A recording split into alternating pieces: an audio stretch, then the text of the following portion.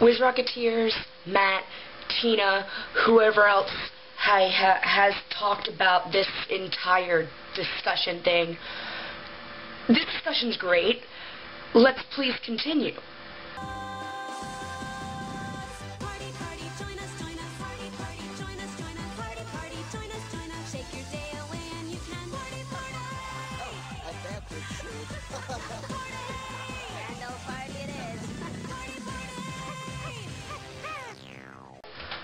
I just finished watching Matt's third video. I didn't see the second because he had already taken it down by the time I even got back to my computer that day. My biggest thing about this entire discussion is the rehashing of music.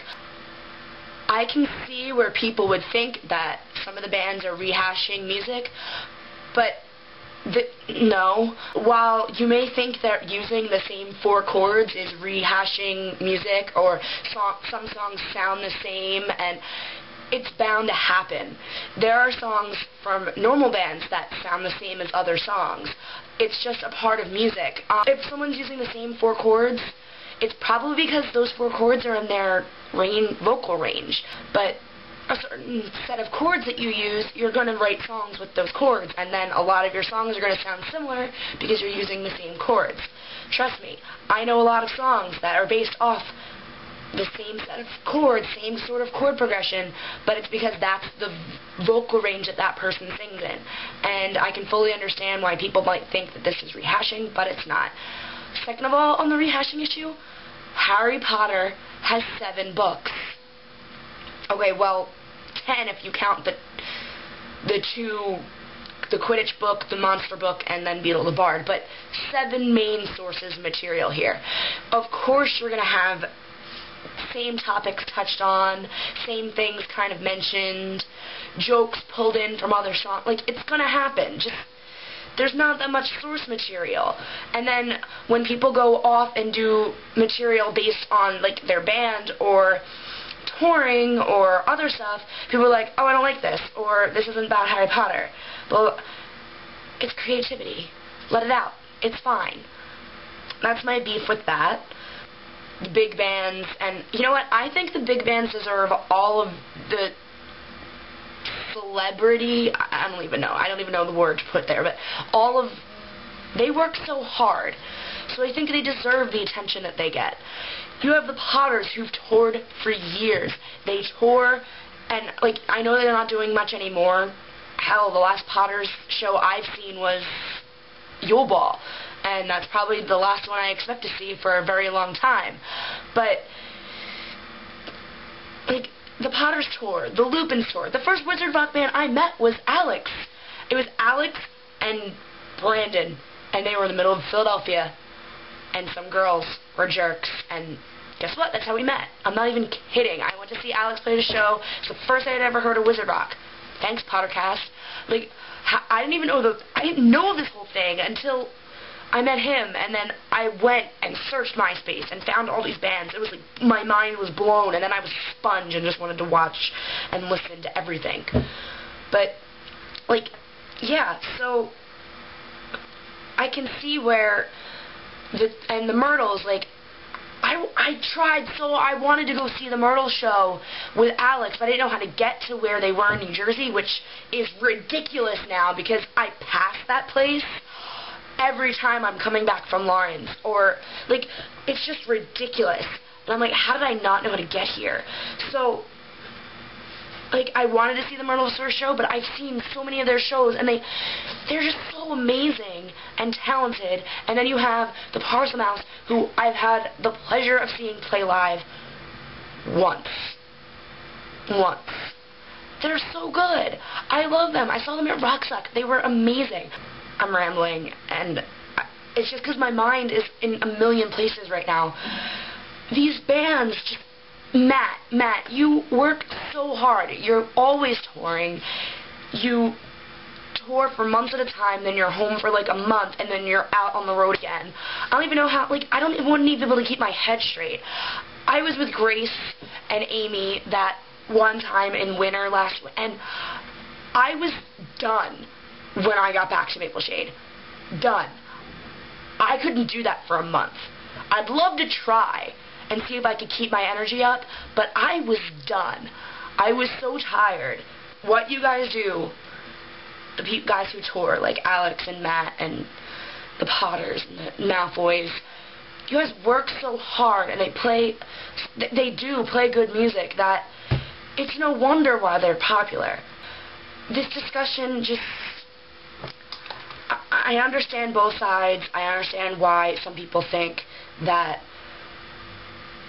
there is this community of the top group who secretly contrive to do stuff, but I also know that it would never work. All of you are so opinionated that you would never agree on everything. Alright, other stuff. So, my wrist. Some people have been seeing my away messages and my tweets, and my wrist is a mess. It started hurting a lot, like the past week. So, I asked the trainer about it, like you're supposed to do. And they sort of looked at me and were like, so do you remember last year when you were hit in the wrist by a softball? I'm like, yeah. It's kind of, yeah, I remember that. And they were like, oh, well, your wrist might be hurting because of that. I'm like, oh, okay. So now I'm doing treatments. I'm getting stim, which is this little, they put little pads on your wrist, and one is a negative, one's a positive, and they stick electricity through your wrist, and it feels really good, and I'm getting a Twitter message.